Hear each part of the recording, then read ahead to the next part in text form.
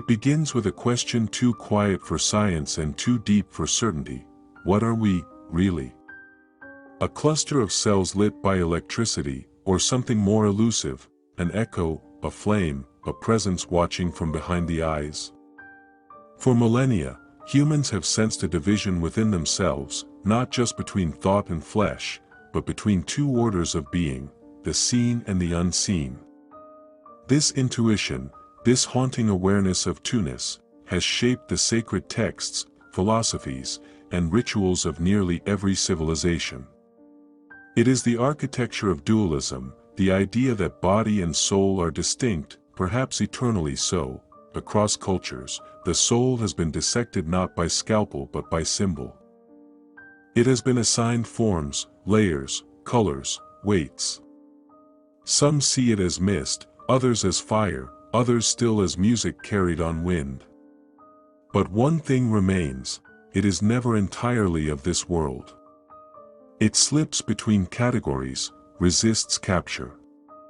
You can feel it more than define it, and yet, curiously, cultures have described its anatomy with extraordinary precision.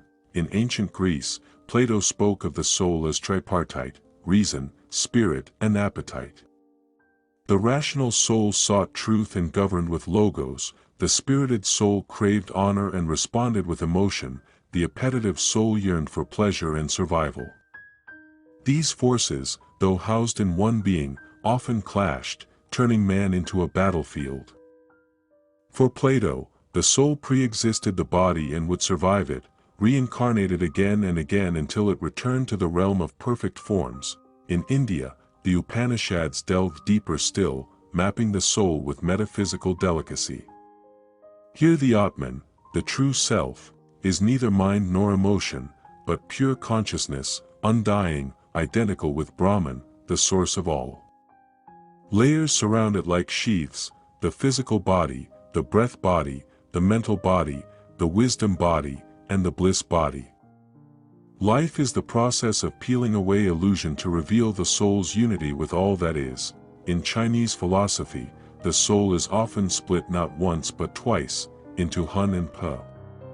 The Hun is yang, ethereal, ascending after death; the Pa is yin, earthy, bound to the body.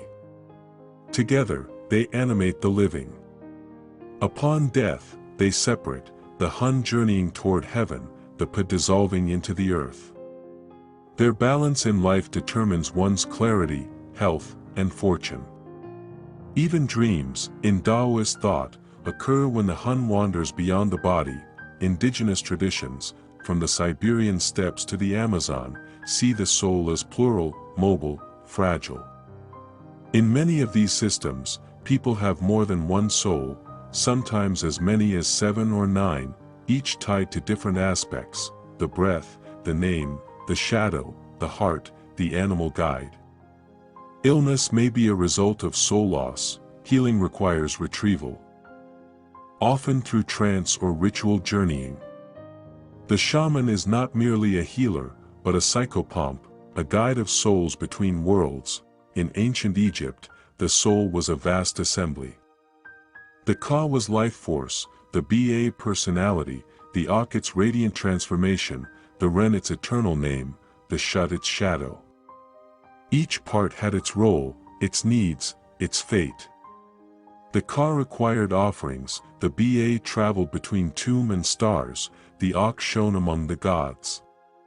The body was embalmed not just for memory, but to house these elements during their great journey through the afterlife. Death, for Egyptians, was a moment of metaphysical logistics. Christianity brought a different intensity to the question.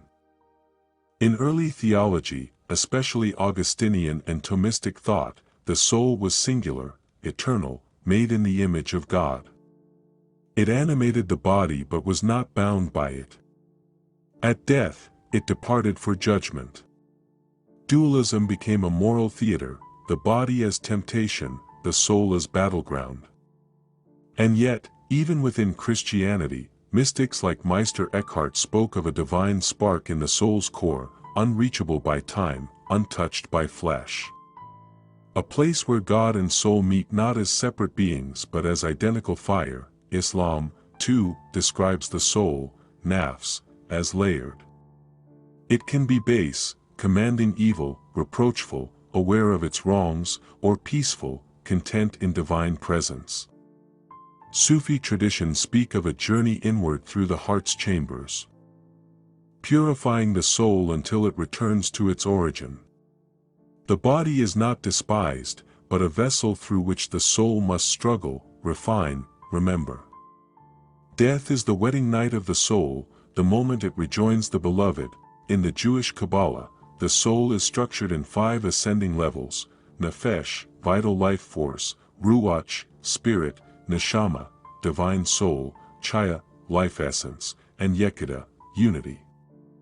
These layers connect the mundane to the mystical, the earth to the divine. The soul is a ladder, and each rung climbed in awareness brings the person closer to the light beyond form. Even in secular modernity, the ghost of dualism remains. The language of psychology, of selfhood, of inner life, all point to something beyond neuron and blood. People speak of losing themselves, finding their soul, being haunted by conscience. In neuroscience, debates rage: is consciousness a byproduct of complexity, or something fundamental? Can a machine ever have a soul? Can it ever suffer, or love, or dream? Materialists scoff. There is no ghost, they say, only the machine. And yet, in moments of silence or awe or grief, most humans feel the presence of something more. It may not have a name or weight. It may not survive dissection. But it moves the hands that paint, the mouths that pray, the hearts that break for reasons biology alone cannot explain. The soul, whatever it is not an object to be found but a mystery to be lived. Across cultures, its anatomy shifts like a flame in wind, always pointing towards something beyond grasp. Perhaps it is the dream that dreamed us. Perhaps it is the mirror in which the universe sees itself. Perhaps we do not have souls. Perhaps we are souls, wearing bodies, for a time, like clothes in a strange and beautiful world.